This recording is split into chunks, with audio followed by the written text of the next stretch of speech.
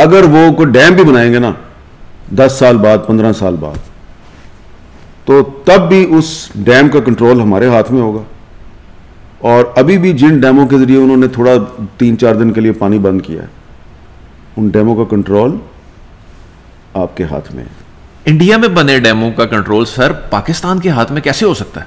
ये वैसे ही हो सकता है जिस तरह हमने राफेल जहाज का रेडार सिस्टम और रेडियो सिस्टम जैम कर दिया था। तो बेशक इंडिया F-35 ले ले इंडिया, और बेशक अमेरिका दे दे उसको, लेकिन जो चीज आपके पास है ना, वो F-35 की भी ऐसी की तैसी कर देगी। वो क्या?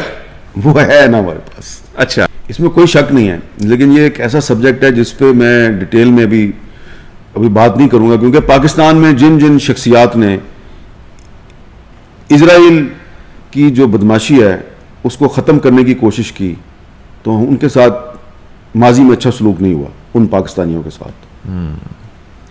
मैं ज़्यादा डिटेल में नहीं जाता।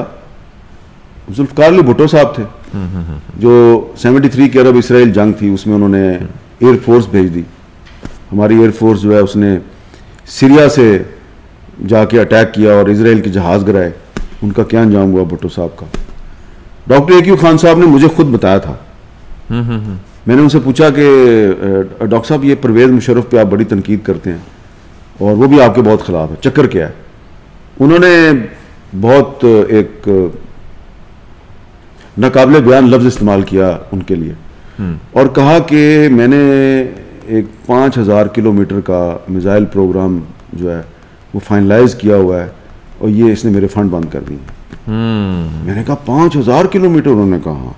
तो मैंने कहा सर ये इतना लंबी रेंज का प्रोग्राम जो है वो आपने शुरू किया है तो इस पर उसको क्या एतराज़ है? उसने कहा भाई देखो ना, उसने मुझे कहा कि भाई इंडिया जो है उसको तो हमें ज़्यादा से ज़्यादा 2700 या 3000 किलोमीटर की रेंज चाहिए, तो ये आप 5000 किलोमीटर का क्यों तैयार कर रहे हैं? तो मैं चुप रहा। उन्होंने कहा कहीं तुम इसराइल को तो नहीं टारगेट करना चाहते? तो मैंने कहा प्रेसिडेंट साहब, इसराइल ने 1998 में भी पाकिस्तान की न्यूक्लियर इंस्टॉलेशन पर हमला करने का मंसूबा बनाया, हमने उनका मंसूबा नाकाम बनाया। उसके बाद इसराइल 2-3 मरतबा हमारी न्यूक्लियर इंस्टॉलेशन को इंडिया के रास्ते से डिस्ट्रॉय करने का मंसूबा बना चुका है। हर दफ़ा हमें पहले से पता चल जाता है, कभी हमें कोई मुल्क बता देता है, कभी हमें कोई मुल्क बताया, तो उसको हमें हमारे पास डेटरेंस तो होना चाहिए ना, उसको पता हो कि अगर वो इंडिया के रास्ते से आके हमारे किसी न्यूक्लियर इंस्टॉलेशन को अटैक करेगा तो हम बराह रास्त तेल अवीव में या हैफा में उसकी जो न्यूक्लियर इंस्टॉलेशन है उनको डिस्ट्रॉय कर सकते हैं। तो मुशर्रफ साहब नाराज हो गए, उन्होंने मेरे फंड बंद कर दिए। ये लड़ाई थी सारी। तो इसलिए इजराइल जो है वो पाकिस्तान का अज़ली दुश्मन है और इसराइल के बारे में आपको किसी गलतफहमी में नहीं रहना चाहिए। कायद-ए-आज़म मोहम्मद अली जिन्ना जो हैं, उन्होंने 1948 में जब इसराइल की गवर्नमेंट ने उनको ख़त लिखा कि जी आप हमें रिकग्नाइज़ करें, तो उन्होंने उनको जवाब तक देना गवारा नहीं किया। उन्होंने अमेरिकन प्रेसिडेंट ट्रूमैन को ख़त लिखा कि ये एक नाजायज़ रियासत है और हम इसके ख़िलाफ़ हैं। तो इसराइल को इस बात का पता है और मैं ये समझता हूँ कि इसराइल का हर दुश्मन जो है वो पाकिस्तान का दोस्त है और इस वक्त पाकिस्तान का सबसे बड़ा दुश्मन जो है वो इंडिया है और इसराइल जो है वो उसने इंडिया के साथ दोस्ती लगाई। आप ज़रा सोचें ना कि इतनी दूर है इंडिया और इसराइल में इतना फासला है, कोई कोलैबोरेशन कैसे बनती है? स्ट्रेटेजिक कोलैबोरेशन की कोई वजह आप बता सकते हैं मुझे? कोई वजह होगी? सिर्फ एक है पाकिस्तान, सिर्फ एक है पाकिस्तान। तो इसराइल ने जो इंडिया के साथ दोस्ती लगाई हुई है वो सिर्फ पाकिस्तान की दुश्मनी में लगाई हुई है। तो इसलिए हमें इसराइल पर कभी भी एतमाद नहीं करना चाहिए। इसराइल कल भी आपका दुश्मन था, इसराइल आज भी आपका दुश्मन है। धचका तो लगा ना सर उसको। और जब तक आरएसएस के पॉलिटिकल विंग बीजेपी की इंडिया में हुकूमत है, आप भूल जाएं कि आपकी इंडिया के साथ कोई दोस्ती या अमन हो सकता है। ये मैं बात इसलिए कर रहा हूं कि अभी कहा गया ना कि जी रॉ और आईएसआई अगर मिल जाएं, बैठ जाएं, तो कोई ब्रेक थ्रू हो सकता है। रॉ और आईएसआई पहली दफ़ा 1988 में जनेवा में बैठे थे, जब पाकिस्तान में जनरल ज़िया साहब प्रेसिडेंट थे और इंडिया में राजीव गांधी प्राइम मिनिस्टर थे। फिर उसके बाद मुशर्रफ साहब के दौर में भी रॉ और आईएसआई ने काफ़ी कोलैबोरेट किया। फिर ये जब बाजवा साहब आर्मी चीफ थे तो जनरल फैज़ ने और अजीत डोवल ने भी बड़ी कोलैबोरेशन की। क्या हुआ? 5 अगस्त 2019 हो गया।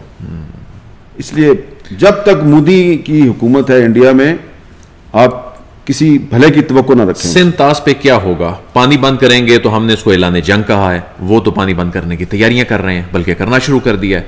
तो आगे तो ये तो पानी पे जंग होती दिखाई दे रही है वाज़े तौर पे। मैं आपको एक बड़ा ही मुख्तलिफ सा जवाब दूं जी।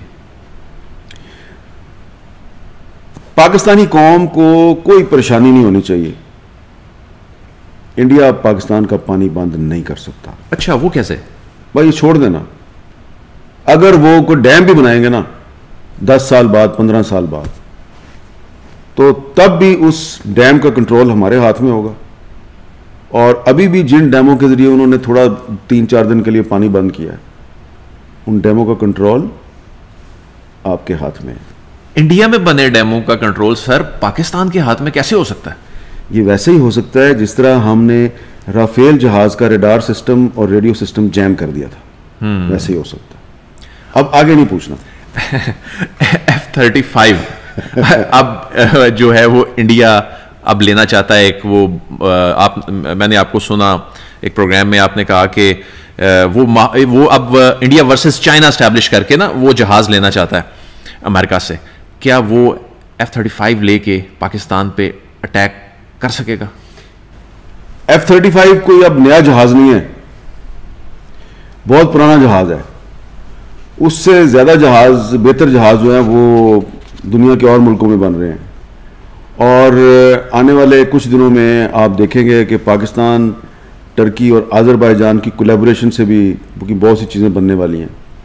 तो बेशक इंडिया F-35 ले ले इंडिया, और बेशक अमेरिका दे दे उसको, लेकिन जो चीज़ आपके पास है ना, वो F-35 की भी ऐसी की तैसी कर देगी। वो क्या? वो है ना हमारे पास। अच्छा, हर चीज बताने वाली नहीं है, मेड इन पाकिस्तान है। और अगर इंडिया ने अटैक किया दोबारा पाकिस्तान पे तो आपको पता चल जाएगा। अच्छा, ये बताइए सर कि अब बहरहाल हम दूसरे टॉपिक्स की तरफ भी जाना है, लेकिन जाए दूसरे टॉपिक्स में क्या आपको इतनी दिलचस्पी है? अच्छा, ये बताइए कि आप जिस तरह भी आपने एक और इशू पे बात करते हुए मिसिंग पर्सन की बात की, तो आप बलूचिस्तान के मामले पे ख़ास तौर पे बड़े आप मुतहर्रिक भी होते हैं। आप उसके हवाले से एक ख़ास दर्द रखते हैं। आप उसमें ये भी नहीं देखते कि कोई ख़तरा हो सकता है। वो क्या रीज़न है आपकी ये इस एफिलिएशन की, और आप इस इशू को क्यों जो है वो इस तरह एक रिलीजियसली लेके चलता है? देखिए, ये सिर्फ मैं बलूचिस्तान के मिसिंग पर्सनस की बात नहीं करता। मैं सिंध, खैबर पख्तूनख्वा, पंजाब और आज़ाद कश्मीर के मिसिंग पर्सनस की भी बात करता हूँ, ठीक है ना। और ये बुनियादी तौर पे ये जो मिसिंग पर्सनस का इशू है ना, इसका ताल्लुक मेरे दिल से है।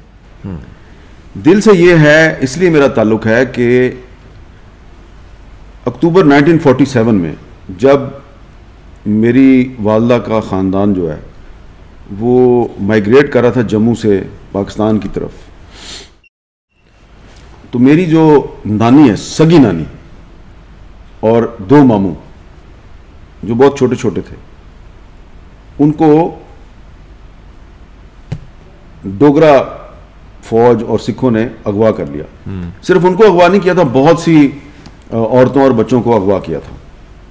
उसमें जो चौधरी गुलाम बाज साहब थे, जो मुस्लिम कॉन्फ्रेंस के रहनुमा थे, उनकी बेटी को भी अगवा किया गया था। तो उसके बाद मेरी वालदा जो है वो पाकिस्तान आ गई। फिर वो पाकिस्तान में आके उन्होंने तालीम हासिल करनी शुरू कर दी, बड़ी हो गई, उनकी शादी हो गई, उनके बच्चे हो गए। तो मैं ये देखता था कि मेरी वालदा जो है ना, वो अक्सर रात को उठ के तो मुसल्ले पे बैठ के तो दुआएं करती हैं और रोती बहुत है। तो मैंने उनसे एक दफ़ा पूछा कि ये आप क्यों रोती हैं? तो उन्होंने कहा कि मैं तुम्हारी क्या लगती हूँ? मैंने कहा आप मेरी अम्मी हैं। तो उसने कहा मैं अपनी अम्मी के लिए रोती हूँ। मेरी अम्मी जो है वो 47 में उनको अगवा कर लिया गया, बिछड़ गई थी वो, तो मैं उनको ढूंढती हूँ और मैं सबके सामने तो नहीं दिन के वक्त रो सकती, तो मैं रात को उठ के रोती हूँ। वो बात मेरे जहन में बैठ गई। और फिर जब मैं बहुत छोटा था, 1971, जब फॉल ऑफ ढाका हुआ, अगेन मैंने देखा कि हमारे घर कई दिन तक खाना ही नहीं पका। इतना दुख था हमारे घर में। और अगेन जो थी वो मेरी अम्मी जो है वो ये कहती थी कि ये मैंने इसलिए अपनी वालदा गंवाई, मैंने इसलिए अपना ख़ानदान जो है वो कटवा दिया कि पाकिस्तान टूट जाए। तो फिर जब हम बड़े हुए तो हमने फिर बतौर एक सहाफ़ी के ये सब चीज़ें, आपको जो चीज़ आप माँ की गोद से सीखते हैं ना तो वो आपको भूलती नहीं है। तो ये दर्द जो है ना, दर्द ये माँ की गोद से मैंने लिया।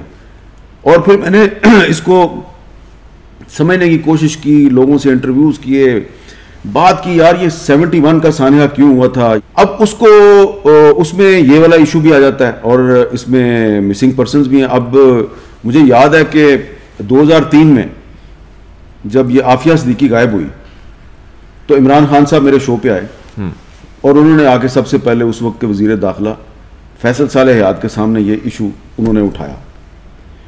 और उसके बाद फिर कुछ अरसे के बाद आमना मसूद जंजुआ जो हैं वो मैदान में आ गई। तो ये पर्टिकुलरली बलूचिस्तान का इशू नहीं है, ये जो भी कश्मीरी होगा ना आप उससे बात करेंगे तो वो आपको ये कहानी 47 से शुरू, अभी भी बहुत से ख़ानदान जो है ना जो कश्मीरियों के डिवाइडेड ख़ानदान है उसमें आपको वो एक नहीं हज़ारों ऐसी स्टोरीज मिलेंगी कि किसी का भाई जो है उसको उठा के ले गए, किसी की माँ को उठा के ले गए, किसी की बहन को उठा के ले गए। तो ये क्योंकि मैं भी एक कश्मीरी हूँ तो हमें इस दर्द का एहसास दूसरों की निस्बत ज़रा ज़्यादा है। मीर साहब, आपकी वालदा आपको सहाफ़ी देखना चाहती थी या आपके वालिद प्रोफेसर वारिस मीर साहब आपको सहाफ़ी देखना चाहते थे? ये जो इंस्पिरेशन है ये आपको मिली कैसे? आपको सहाफ़ी बनने का जो शौक़ है वो कैसे पैदा हुआ? भाईजान बहुत सीधी सी बात है, मेरे वालिद साहब तो बिल्कुल भी मुझे सहाफ़ी नहीं बनते हुए देखना चाहते थे। मैं जब छोटा था स्कूल में पढ़ता था तो मैंने स्कूल के ज़माने में ही मैं देखता था वालिद साहब के कॉलम छपते हैं अखबारों में, उनकी तस्वीर छपती है अखबार में, तो उनको देख देख के ना मैंने भी खुफिया तौर पे अखबारों में लिखना शुरू कर दिया। उनको बताए बगैर? उनको बताए बगैर। मैं जो डॉन का यूथ पेज है या उस वक्त एक अखबार होता था पाकिस्तान टाइम्स, उसका चिल्ड्रन पेज होता था, नवाए वक्त का चिल्ड्रन पे एक मशरिक अखबार होता था, तो मैं ऐसे मुख्तलिफ अखबारों में लिख लिख के भेजता था। कभी कोई चीज़ छप जाती थी, कभी नहीं छपती थी। तो एक दफ़ा दी मुस्लिम था, एक अंग्रेज़ी अखबार था, इस्लामाबाद से छपता था, हमारे घर आता था। तो दी मुस्लिम अखबार में मैंने ना कोई अपनी स्कूल की या कॉलेज की डायरी लिखी, वो छप गई। मुशाहिद हुसैन साहब एडिटर थे उस अखबार के, तो वो यूथ को बड़ा इनकरेज करते थे। मेरी अम्मी ने ना बड़े फ़ख्र से अबू को बताया कि ओए मेरे बेटे का ये मुस्लिम में ये आर्टिकल छपा है। मेरे वालिद साहब जो है ना वो जंग अखबार में अपना कॉलम पढ़ रहे थे, ठीक है ना, तो अम्मी ने कहा कि मेरे पुत्र का भी छपा है।